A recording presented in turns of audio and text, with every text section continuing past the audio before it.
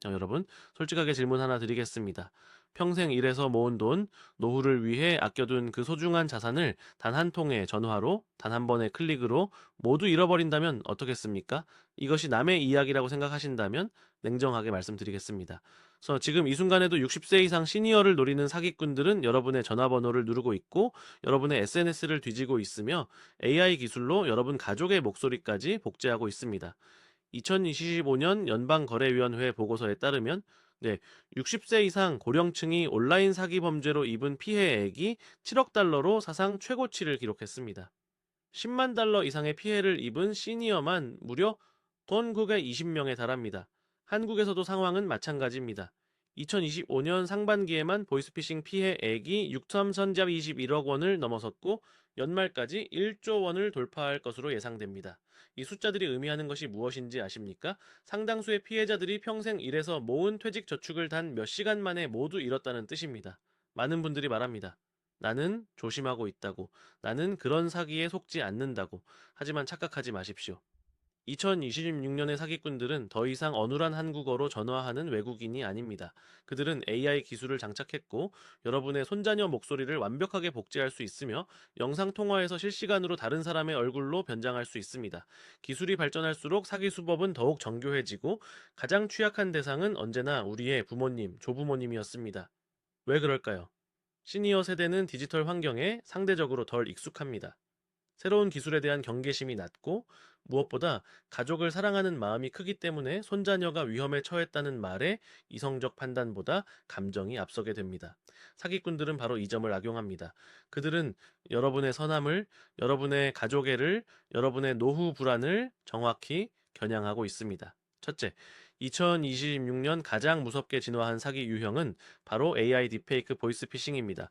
과거의 보이스피싱은 단순히 목소리를 변조하거나 미리 녹음된 음성을 사용하는 수준이었습니다. 하지만 지금은 완전히 다른 차원입니다. 사기꾼들은 소셜미디어에 올려진 영상에서 목소리를 추출해 불과 몇 초 분량만으로도 특정인의 음성을 완벽하게 복제할 수 있습니다. 자, 여러분의 손자가 인스타그램에 올린 30초짜리 영상 하나면 충분합니다. 자, 그 목소리로 할머니, 할아버지에게 전화가 옵니다. 울먹이며 사고가 났다고, 지금 당장 돈이 필요하다고 합니다. 여러분은 그 목소리가 가짜라는 것을 어떻게 구분하시겠습니까?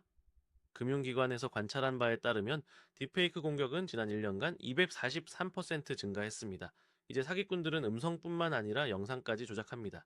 영상 통화에서 마치 실제 가족처럼, 실제 금융기관 직원처럼 보이는 것이 가능해졌습니다. 한 사례에서는 한 기업의 직원이 화상 회의에서 상사의 지시를 받고 약 4억 달러를 송금했는데 화면에 등장한 상사는 딥페이크로 만들어진 가짜였습니다. 이것이 기업에서 일어나는 일이라면 디지털에 익숙하지 않은 시니어에게는 얼마나 더 위험하겠습니까? 둘째, 디지털 체포라는 새로운 형태의 사기가 급속도로 퍼지고 있습니다. 이 수법은 인도에서 시작되어 이제 전 세계로 확산되고 있습니다. 어느 날 갑자기 전화가 옵니다. 경찰이나 검찰, 세관 직원을 사칭한 사기꾼이 당신의 이름이 범죄 수사에 연루되어 있다고 말합니다. 돈 세탁 혐의가 있다거나 당신 앞으로 배송된 소포에서 마약이 발견되었다거나 하는 식입니다. 그리고 영상 통화로 연결되어 몇 시간, 심지어 며칠 동안 피해자를 심리적으로 지배합니다. 인도에서는 한 은퇴한 의사가 70시간 동안 디지털 체포 상태에서 협박을 받다가 심장마비로 사망한 사례까지 있습니다. 사기꾼들은 가짜 체포 영장, 가짜 법원 명령서를 AI로 정교하게 만들어 보여주며 피해자를 공포에 몰아넣습니다. 누군가를 가족에게 연락하지 말라고, 이 일은 비밀에 붙여야 한다고 협박합니다. 고립되고 두려움에 떠는 피해자는 결국 거액을 송금하게 됩니다. 냉정하게 말씀드리겠습니다. 어떤 수사기관도 전화나 영상 통화로 체포를 예고하지 않습니다. 어떤 정부기관도 전화로 즉시 돈을 보내라고 요구하지 않습니다. 이런 전화를 받으면 당장 끊으십시오. 겁먹을 필요 없습니다.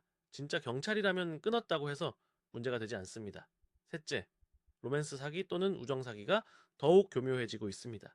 과거에는 데이팅 앱에서 연인을 가장한 사기꾼이 접근하는 방식이 주류였습니다. 하지만 이제는 단순히 친구가 되고 싶다며 접근하는 우정 사기가 급증하고 있습니다. 잘못 걸린 전화나 문자인 척하면서 대화를 시작하고 천천히 신뢰를 쌓은 뒤 투자 기회를 제안합니다. 특히 암호화폐 투자를 권유하는 피그 버처링이라 불리는 사기가 시니어들에게 막대한 피해를 주고 있습니다. 사기꾼들은 SNS를 통해 여러분의 취미, 관심사, 최근 활동을 모두 파악합니다. 여러분이 달리기를 좋아하면 그들도 달리기를 좋아한다고 말합니다. 여러분이 파리 여행 사진을 올렸다면 자신도 파리를 다녀왔다며 공감대를 형성합니다. 처음에는 돈 이야기가 전혀 나오지 않습니다. 몇 주, 심지어 몇 달 동안 친밀한 관계를 쌓습니다. 그리고 어느 날 말합니다. 나는 이 투자로 큰 수익을 올렸다고 당신도 해보지 않겠냐고. 근데 처음에는 작은 금액입니다. 실제로 수익이 나는 것처럼 보여줍니다. 더 많이 투자하게 됩니다. 그리고 어느 순간 모든 것이 사라집니다. 2024년 로맨스 사기 피해자 중 60세 이상이 무려 6,700건에 달했고 피해 액은 3억 5,700만 달러를 넘었습니다. 이 숫자는 신고된 건수만 집계한 것입니다. 실제 피해는 이보다 훨씬 클 것입니다. 왜 그럴까요? 많은 피해자들이 수치심 때문에 신고하지 못합니다. 가족에게도 말하지 못합니다. 사기꾼들은 이런 심리까지 이용합니다. 넷째, 회복 사기라는 이중 사기가 기승을 부리고 있습니다. 한 번 사기를 당한 피해자를 다시 노리는 것입니다.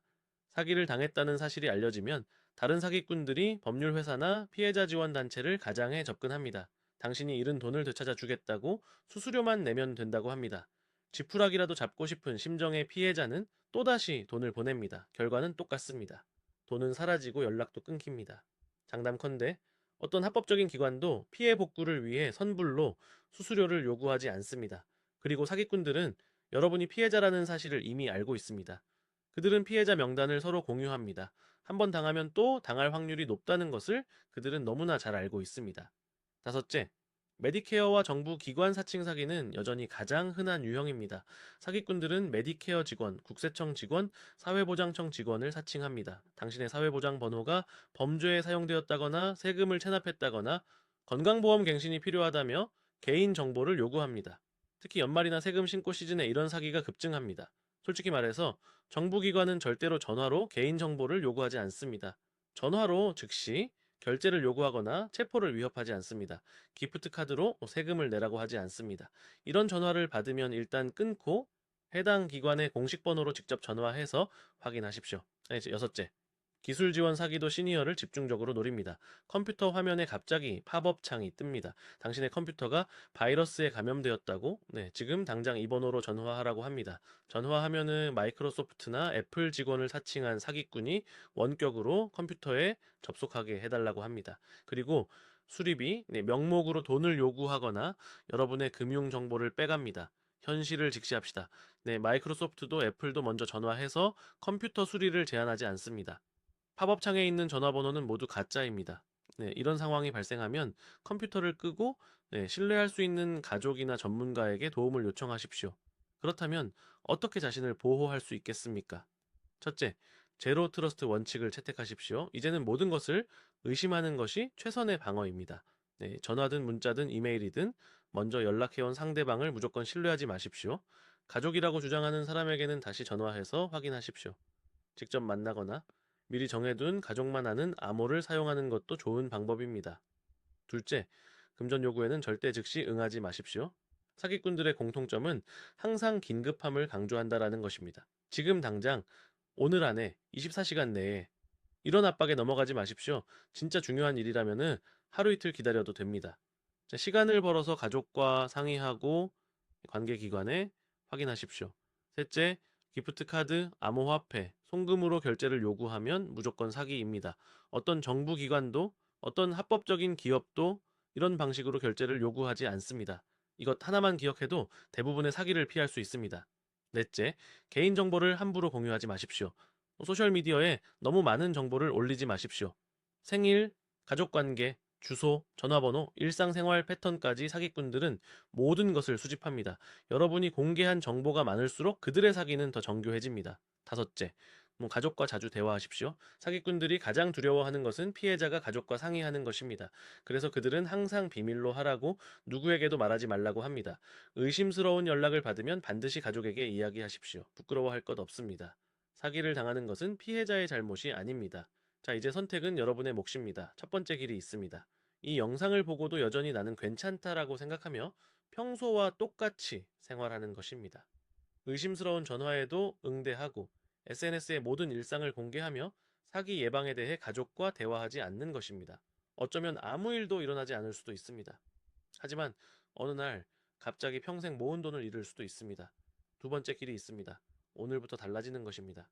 모든 연락에 건강한 의심을 갖고 가족과 사기 예방에 대해 대화하며 의심스러운 상황에서는 항상 확인하는 습관을 기르는 것입니다. 조금 번거로울 수 있습니다. 하지만 그 번거로움이 여러분의 노후를 지킵니다. 움직이십시오. 지금 당장. 오늘 이 영상을 사랑하는 부모님께, 조부모님께 보내십시오. 가족단체 대화방에서 사기 예방에 대해 이야기를 나누십시오. 가족만 아는 확인 암호를 정해두십시오. 이 작은 행동이 수억 원의 피해를 막을 수 있습니다. 사기꾼들은 여러분의 선함을 노립니다. 하지만 정보로 무장한 선함은 그 어떤 사기도 뚫을 수 없습니다.